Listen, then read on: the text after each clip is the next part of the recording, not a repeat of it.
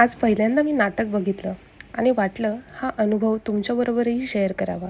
चित्रपट पाहायला मी नेहमीच थिएटरमध्ये जायचे, पण नाटक पाहून माझ्या मनात आलं की खरंच आपले मराठी कलाकार नाटकासाठी किती कष्ट घेतात.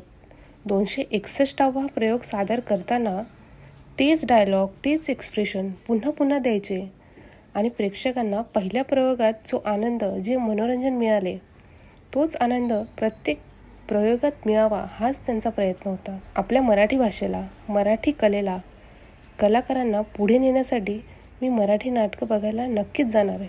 हे आता मी माझ्या मनाशी ठरवलं. या नाटकाबद्दल बोलायचं झालं तर खूपच सुंदर गोष्ट होती. समर आणि राधा यांची. नेहमीप्रमाणेच प्रिया बापट आणि उमेश कामत यांची केमिस्ट्री फारच गोड होती. पल्लवी आणि आशुतोष यांनीही खूपच छान सादरीकरण केले आहे. या नाटकात काही सुंदर वाक्य मी ऐकली, जसं की गरज असेल म्हणूनच दोन माणसं एकत्र यावीत असं नाही, तर गरज नसतानाही एकत्र राहावंसं वाटायला हवं.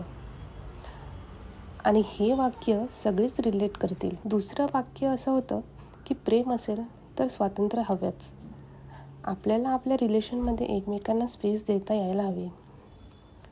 हे नाटक बघून आपल्याला आपल्या आयुष्याकडून, आपल्या नात्याकडून काय हवं हे कळायला नक्कीच मदत होईल. तुमचंही नातं जरतरमध्ये अडकले असेल तर नक्कीच बघा ही जरतरची गोष्ट.